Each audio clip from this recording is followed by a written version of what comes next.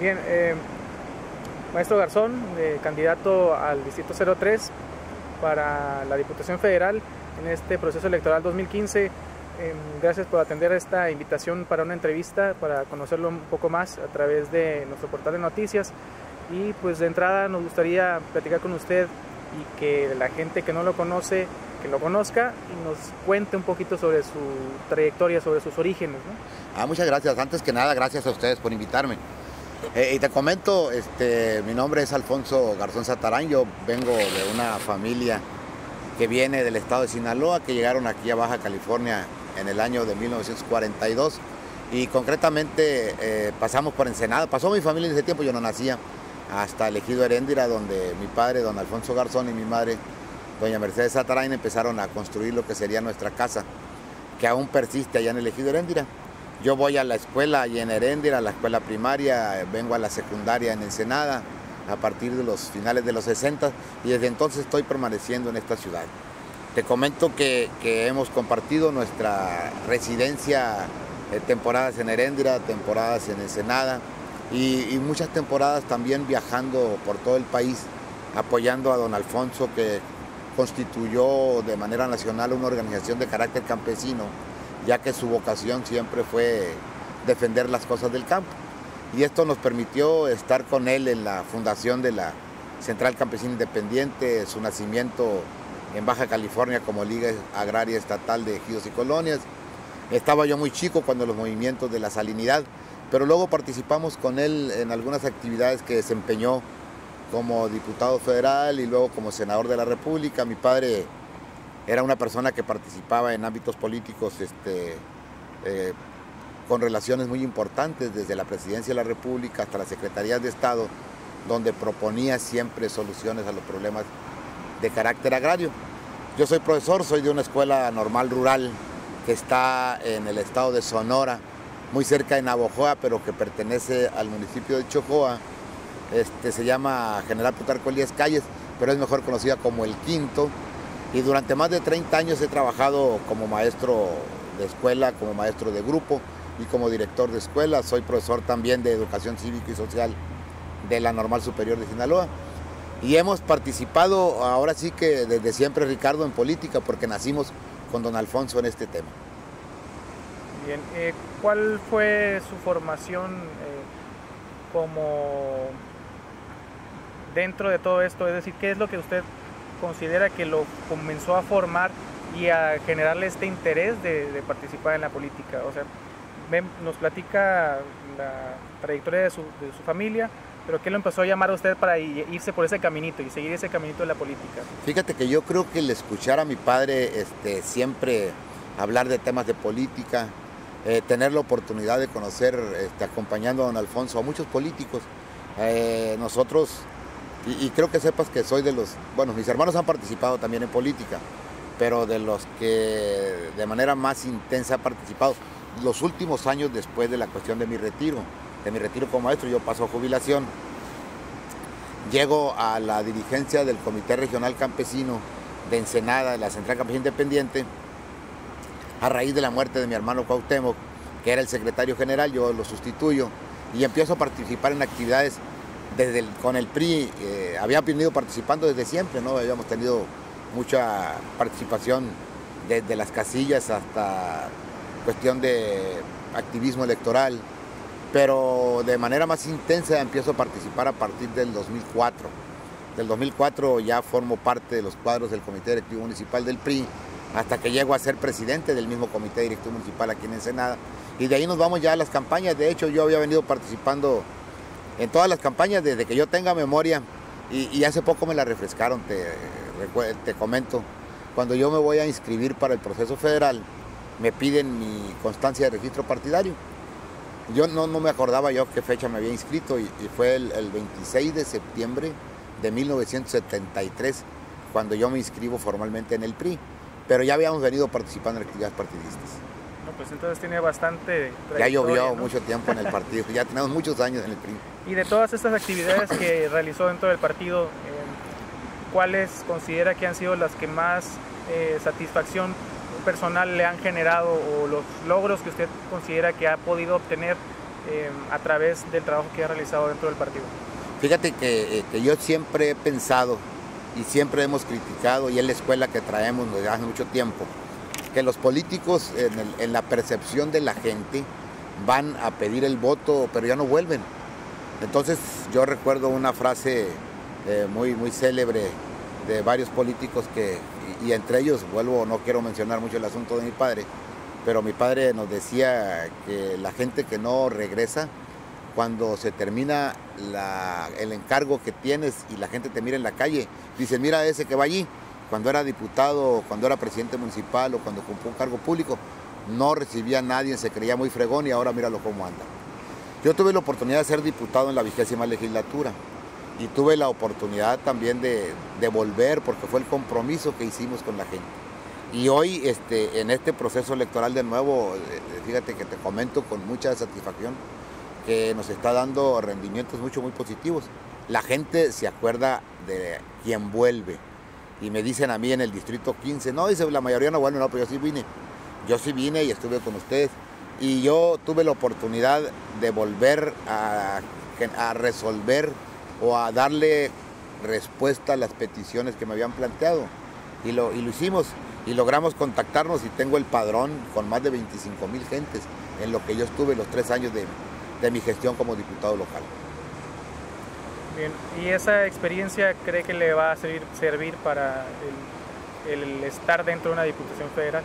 Yo creo que sí, fíjate que, y te lo comento, yo he estado muy consciente de que la política es una situación cambiante. Por ejemplo, tú tienes el tema muy claro de lo que pasa en Ensenada con un asunto que no estaba previsto, el tema de San Quintín, que quienes ya sabíamos que había una situación latente, no habíamos inclusive, tu servidor, medido las consecuencias de lo que esto pudiera tener.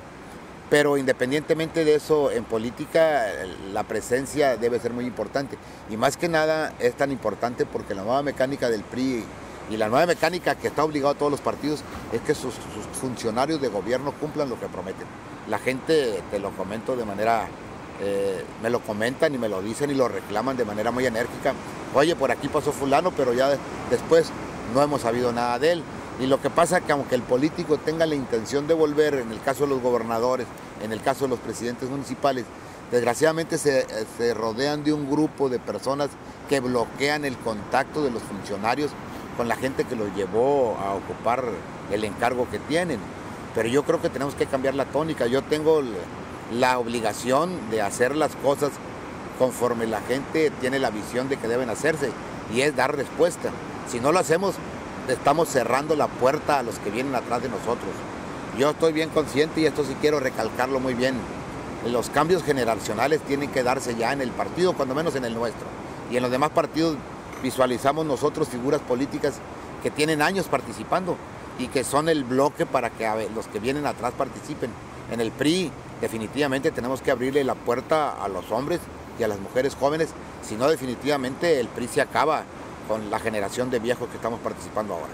Es decir, que se llegará usted de un equipo de jóvenes. Yo traigo en mi equipo amigos, muchos de ellos exalumnos míos, mucha gente que son jóvenes, porque es súper importante que ellos vayan en el camino y en la práctica, aprendiendo y dar las respuestas y hacer la gestión. La política es una acción de gestión, es una acción de petición y respuesta. En la medida que tú puedas responder, es el grado de penetración y de credibilidad que le das al partido que tienes en ti mismo. Y supongo que en esas peticiones y el dar, ya tiene usted, pues vimos el lunes cuando presentó una carpeta, que ya tiene usted un estudio de las necesidades de la zona del Distrito 03. ¿Nos puede platicar un poquito? Claro, por ejemplo, nosotros hicimos un análisis ya en lo que se refiere a adicciones, que yo estoy muy preocupado por el tema, en lo que se refiere a salud, en lo que se refiere a educación, en lo que se refiere a empleo. Tenemos datos duros que nos indican, por ejemplo, te comento el tema de adicciones. El tema de adicciones nos indica que es el mayor efecto que produce en los actos de robos y de violencia que pasan en la ciudad de Ensenada. El 95% de los robos que suceden en casa de habitación son personas adictas a las drogas, que andan buscando la manera de hacerse de algún recurso para poder satisfacer la necesidad que sienten. Yo creo que aquí en el estado de Baja California hemos estado demasiado atrasados en cuanto al ataque frontal al consumo de adicciones y los centros de rehabilitación, que entre comillas que no tienen nada de rehabilitación, tendríamos que buscar nosotros la forma de implementar clínicas que verdaderamente rehabiliten, que no nada más traten someramente el tema. O que los guarden ahí como que los guarden. Y yo te recuerdo un caso muy concreto. Es un tema que yo planteé cuando fui diputado en la legislatura. A la Secretaría de Salud, el doctor Bustamante textualmente dijo que eran ocurrencias mías. Y yo le digo, oiga, ¿cómo puede ser una ocurrencia el hecho de que usted vaya por la calle y donde quiera que vaya, en cualquier ciudad, encuentra personas afectadas de sus facultades mortales deambulando, y que la policía de Mexicali los saca de la ciudad para aventarlos a San Luis Río Colorado o para darles rumbo a Tijuana, y a Tijuana lo va pasando a Ensenada y el de Ensenada lo va dejando para la zona sur de San Quintín, con la idea de que se mueran en el camino, los atropella algún carro? Eso es un acto completamente inhumano. Tenemos que buscar la manera de atender a esas personas, que cada día son más. A mí me ha tocado ver con mucha pena cómo jóvenes de todos los estratos sociales han sido afectados por este tema, que es una enfermedad lacerante, que yo no creo que haya muchas familias que no se hayan visto afectadas por este tema. Como diputado, entonces, ¿atendería este tema de alguna manera? Definitivamente, tenemos que tener centros de salud suficientes, centros de salud mental, que permitan que estas gentes se recuperen y que puedan reintegrarse a la participación social, a la actividad de la sociedad. ¿Qué otras necesidades ha percibido de su distrito? Yo estoy ahorita planteando en este proceso electoral el tema como actividad toral o del agua. Y te comento, yo he venido mencionando que en el año 74, 75, se firma el acuerdo con el SILA, donde a las ciudades del SILA y la CONAGUA, que son los funcionarios de los tratados internacionales de agua con los Estados Unidos, concretamente el Río Colorado, de la participación y el porcentaje de metros cúbicos que le iba a tocar al Estado. En este tema se establece por ley, en la Ley Federal de Aguas, cuando se da la orden de prelación, se comenta muy claramente que es primero el consumo humano, y de esta manera se destina una cantidad muy importante de metros cúbicos para Mexicali, para Tecate, Tijuana, Rosarito y Ensenada. Pero curiosamente Ensenada nunca se concluyó el acueducto que le iba a dar el servicio y mantenimiento de agua. Se pensaba que del Hongo, en la parte que se conoce como Tanamá, iba a ser la distribución, mas sin embargo nunca se hizo, y hasta la fecha nos deben más de 15 mil millones de metros cúbicos. ¿Por qué no se habrá hecho desde su perspectiva? Desde mi perspectiva, los gobiernos han sido omisos en cuanto a la situación de que prevalecía en ese tiempo. En los años 70 eran años lluviosos, recuerdas que se dieron varios fenómenos 78, en Ensenada, ¿no? Entonces los mantos acuíferos estaban abastecidos y la ciudad tenía agua suficiente tanto de Maneadero como de Guadalupe. Pero ¿qué pasa? Se vienen las sequías, viene la sobreexplotación de los mantos acuíferos, y con ello se viene la intrusión salina, y con ello se viene el desabasto de agua. Hoy es necesario que se dé cumplimiento y se construya. El primer tema que yo debo plantear en el Congreso de la Unión es la generación de recursos para construir el acueducto, ya sea la misión para retornarlo o para construir el acueducto Tanamá-Ensenada, de tal manera que nos permita que esos cantidad grande de millones de metros cúbicos, que ya no sería posible que nos envíen, pero que sí nos empiecen a enviar de nuevo agua para satisfacer las necesidades, y a la par que empecemos a desalar. Sí, porque no pudiera ser la única alternativa. No, tenemos que tener otras alternativas. Aquí enfrente tenemos el mar. Es caro desalar un metro cúbico de agua, te anda alrededor de salada entre los 14 y 15 pesos el costo, más sin embargo es más caro no tenerlo, es más penoso para las familias que no lo tengan. Y ahí entra el tema, ahorita tocó un tema importante, ahorita que menciona lo del costo de la desalación. Es un debate a nivel nacional, y lo ha mencionado mucho la gente del PRD, de que se pretende privatizar el agua. ¿Qué hay de eso? No, el artículo 27 constitucional es muy claro en cuanto a las aguas y los bienes incluidos dentro del territorio nacional que corresponde a la nación.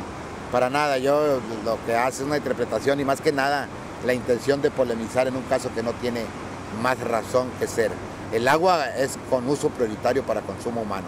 Y quiero que sepas que los comentarios generales, en la prensa ayer se mencionaba el hecho de que este fenómeno es el que nos va a causar más estragos y más problemas, que nos está causando. Ya no es un tema inmediato, es un tema inmediato que tenemos que resolver, porque los problemas del agua causados por la cuestión del cambio climático, en algunas partes como la nuestra, la precipitación pluvial, son menos de 100 milímetros de agua, lo que definitivamente no es completamente insuficiente para satisfacer las necesidades y mucho más para recargar los mantos acuíferos.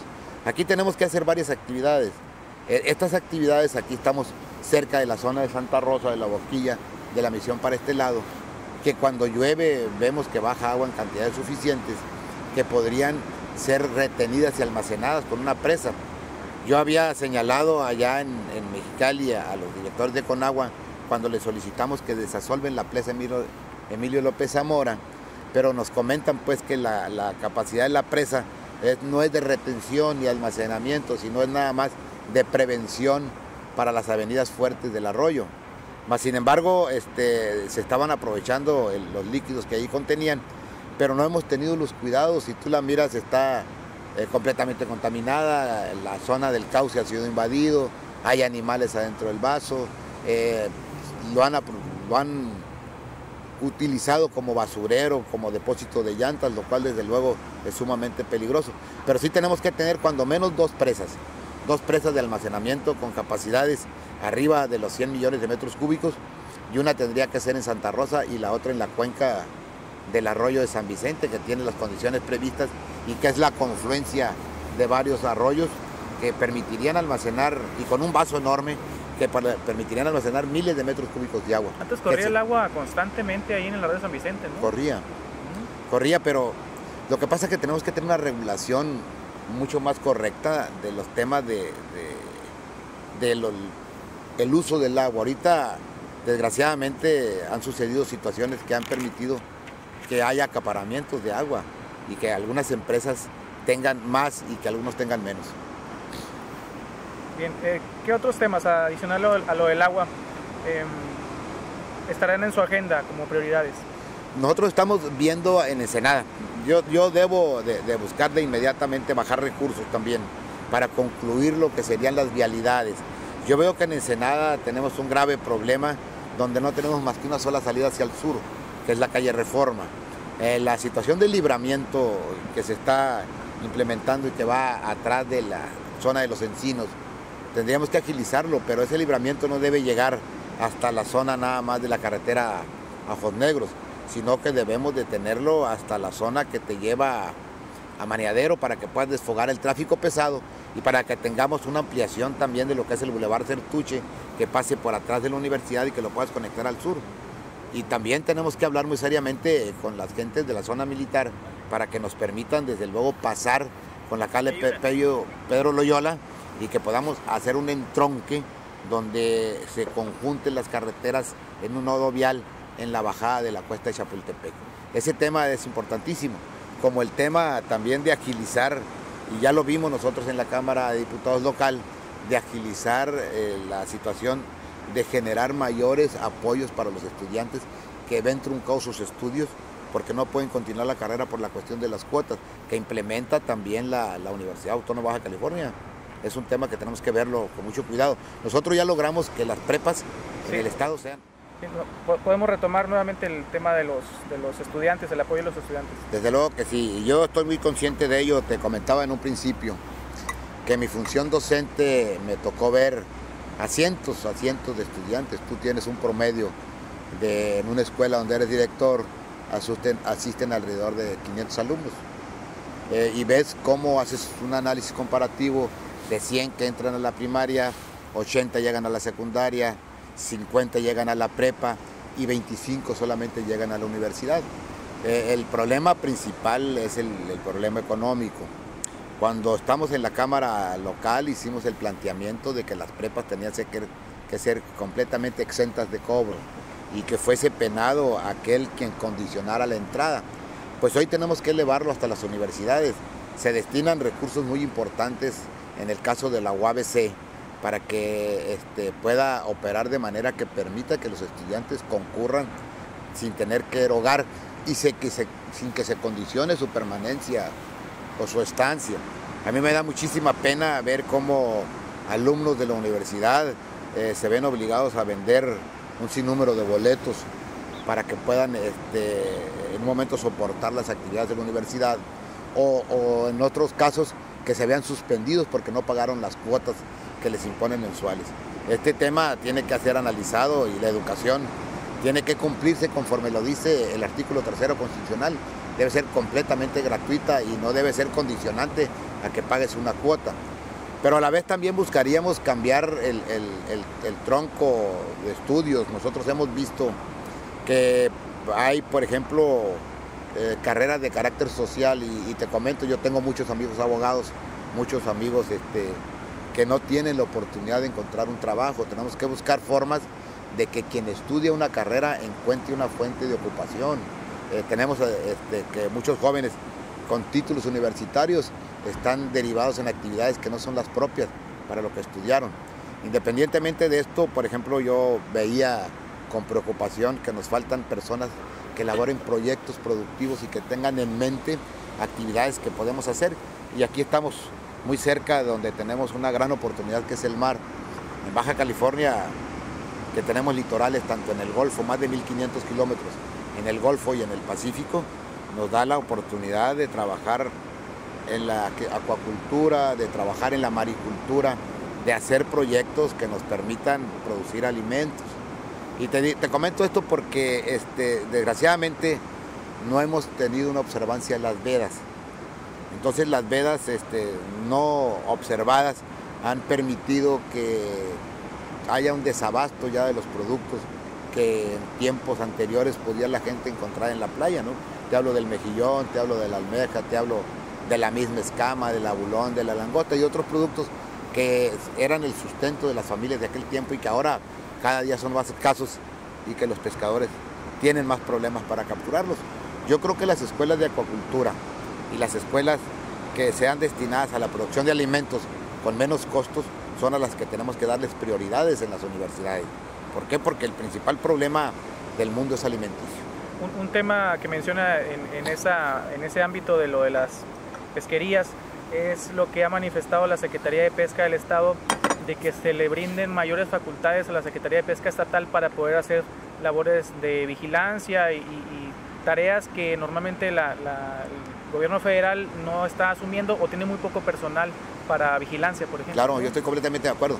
Inclusive yo creo que debemos instituir la Secretaría de Pesca. El país tiene litorales en el Golfo de México, en el Atlántico, en el Pacífico, que deben aprovecharse. Y mira, si el problema, el mundial, la visión del futuro cercano es el agua, pues lo que tenemos que buscar fuentes alternativas, y la fuente alternativa es el mar. Y ya si vamos a tener, por ejemplo, en Baja California, la perspectiva es que en la zona del municipio de Ensenada, de no lloverse, tendríamos que cambiar las actividades y el giro de las plantaciones. Tenemos que irnos a los cultivos protegidos, los que utilizan menos agua y por consecuencia utilizan menos gente también.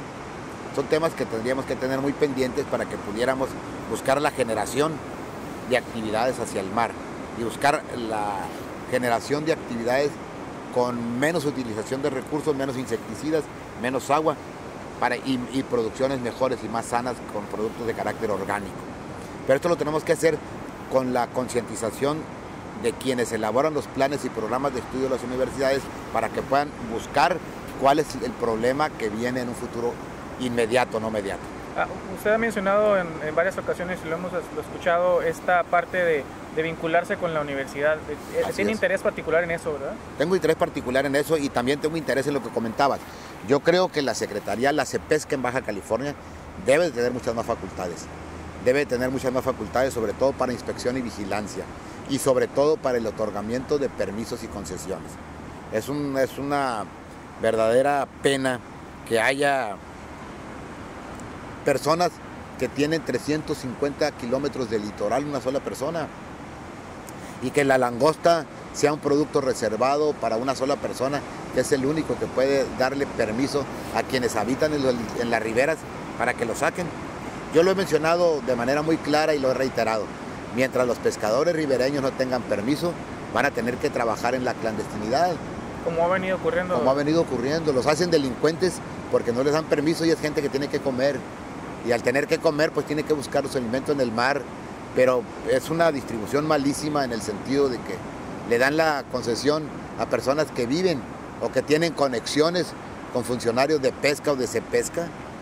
Y no son residentes. Y no son residentes de la zona. Y los residentes de la zona, pues nada más mirando. Ahí está un tema muy curioso que ellos dicen, pues no le vamos a cuidar para que otra persona venga y se lleve el producto y nosotros nada más mirando. Dice el dicho que se cuida a las gallinas del coyote para que le den la oportunidad de que tú las puedas aprovechar, no para que venga el vecino y se las coma. Y eso es lo que está pasando. ¿Qué opina de las administraciones portuarias, de las APIs? Por ejemplo, en Estados Unidos los puertos generan recursos directamente a los ayuntamientos. En el caso de aquí de Ensenada, los recursos no bajan directo al ayuntamiento, sino todo se concentra dentro de las mismas APIs y hay mucho dinero que se genera ahí. Sí. ¿Qué opina respecto a ello? No, yo creo que debe retribuirse mejor. Por ejemplo, el cobro por los atraques y por los movimientos que se dan de las embarcaciones en los puertos es carísimo. Es un obstáculo para que haya un desarrollo mayor. Yo creo que el API, por ejemplo, en la cuestión de Ensenada, nosotros habíamos venido planteando desde hace mucho tiempo que se diera un espacio a los pescadores ribereños para que pudieran arribar. Si tú recuerdas, Ensenada nace con su vocación de un puerto pesquero y donde están ahora las instalaciones del muelle eran las instalaciones y los varaderos de los pescadores que los han venido desplazando. Tenemos que tener una conciencia social y tenemos que tener por parte, en este caso de API, la oportunidad de ser más flexible y tener mayor acceso y mayor atención en cuanto a la generación y a la llegada de mayores turistas por la parte del mar, no por parte de los visitas que nos visitan en barcos, en yates, donde les demos mayor oportunidad porque son generadores de divisas para la cuestión del turismo en la calle Primera y en las otras calles. Pero a la vez esto conlleva lo que planteábamos el día de ayer, tener mayores atractivos para los turistas. Por una parte, API debe ser flexible y por otra parte, el municipio y el gobierno del estado debemos de buscar de construir una Ensenada diferente. Es una pena que los turistas vengan a ver cómo se encuentra la zona vieja, el casco viejo de Ensenada, concretamente el Bajío, la zona donde está el mercado municipal viejo o el Palacio Municipal Viejo, que verdaderamente son obras que dan pena y que son las que mostramos a los turistas. Yo estaba proponiendo la alternativa de que de inmediato debemos construir un centro de convenciones donde haya actividades culturales que podamos ofrecer a quien viene de fuera. Por último, en materia de seguridad, ¿qué proyectos tienen? Porque eso que menciona de los índices de drogadicción, pues tiene que ver mucho con el narcomenudeo y de ahí vienen otras cuestiones de delincuencia organizada, temas que rara vez tocan a fondo los políticos, ¿no? Sí. Mira, este es un tema y te voy a comentar lo que he visto. Por ejemplo, algunas comunidades, en algunas privadas, y te pongo de ejemplo Pórticos del Mar, y te pongo de ejemplo a algunas comunidades en los valles, donde la gente ha tomado, los vecinos residentes, los condóminos, han tomado la determinación de cerrar la puerta con una reja para que no entren personas ajenas. Y están cerradas, por ejemplo, por decirte algo, el Caracol, que está hacia el este, no tiene comunicación con el que está hacia el oeste. Entonces esta vigilancia por vecinos les ha permitido tener cuando menos un mínimo de seguridad, pero la mayor seguridad que han tenido ellos es que en cada casa encuentras tú 3 perros o 4 perros, que son los vigilantes. Pero lo más curioso que señalan ellos, que todo el mundo sabe quién es el que distribuye la droga. Si tú le preguntas, no, pues ya denunciamos que en la casa de allí es un picadero. Y vueltas y los policías y no hacen nada, ¿no? Efectivamente, van los policías y miran, como que evaden enfrentarse con los delincuentes. Y hay algunos delincuentes que se han apoderado de algunas áreas de la ciudad en el sentido, y cuando te hablo de apoderado no es que tengan atemorizados que sí tienen atemorizados a las personas con algunas acciones, pero sin embargo yo creo que tenemos que aplicar de manera más estricta la ley. No puede ser posible que a un delincuente lo levanten y lo lleven y a las 2 o 3 horas esté de nuevo en la comunidad. La ley tiene que ser más precisa más estricta, y sobre todo debemos volver al tema de la rehabilitación que habíamos planteado. Estos que andan delinquiendo, que andan robando, por ejemplo, una persona ayer de Maniadero nos comentaba que no podía, ni siquiera tenía el temor de salir de su casa, porque cuando volvía en 2 ocasiones le han robado, dice, ya no encuentro nada, pues me han vaciado la casa. Y he puesto la queja a la autoridad y la autoridad ha sido omisa. Y cuando la vez que fueron, luego le preguntan por el origen de las cosas y que le presente la factura de la televisión que compró en la segunda o del mueble que compró hace 30 o 40 años, que se lo llevaron los delincuentes, situaciones que es muy difícil de poder hacer. Tenemos que ser más flexibles en cuanto a la aplicación del criterio para que la gente compruebe sus pertenencias. Y yo tengo muchos casos en ese sentido. En cuestión de las alianzas, es el PRI y Partido Verde son los únicos que van en la alianza. Somos los de únicos. Todos los partidos. ¿Era necesario ir en la alianza o por qué se dio? Bueno, hay una coincidencia muy importante en las plataformas políticas del Verde y del PRI. Esta es una alianza que va desde hace mucho tiempo más allá de la conveniencia político-electoral. Yo quiero comentarte que los compañeros del Verde traen un plan y un proyecto de trabajo que los ha mantenido con presencia mediática, si tú quieres, en la sociedad. Y mucha gente se manifiesta y lo encontramos nosotros con que pertenecen al Partido Verde porque consideran que es una buena opción de gobierno. El PRI y el Verde han formado una mancuerna que ha dado resultados para la cuestión. Si tú lo ves, hace poco la situación de las reformas culturales permitieron sacarse adelante gracias a las alianzas y a los acuerdos. Yo creo que en el país estamos en la posibilidad de establecer alianzas y acuerdos con todos los actores políticos. Y todos los actores políticos debemos de buscar sobre todo el beneficio de la generalidad. Y yo creo que los intereses políticos o los intereses particulares de los partidos no deben ir por arriba de los intereses de la sociedad. Entonces es una buena fórmula PRI-Verde. Electoralmente y políticamente a nosotros nos ha funcionado. Ha funcionado. Yo no he tenido la experiencia, esta es la primera vez, he sido candidato en 2 ocasiones, esta es la primera vez que vamos en alianza con el Verde. Yo tengo una magnífica relación con los compañeros del Verde, hemos platicado, hemos caminado juntos, tenemos una visión política muy similar, hay una afinidad en cuanto a las ideas que manifestamos. Muy bien. Un último mensaje para los... Muchas gracias. Nosotros estamos trabajando por un tema que le interesa a toda la sociedad. Nuestro lema, no lo traigo bien en la camisa, es trabajando por lo que más quieres. Nosotros estamos en el tema de que trabajar por lo que más quieres es lo que quiere la gente. ¿Qué quiere la gente? La gente quiere agua. ¿Qué quiere la gente? La gente quiere becas.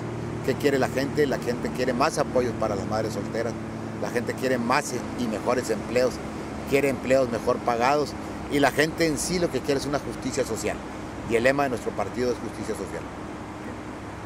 Muchas gracias. Te agradezco, Gracias. Ricardo.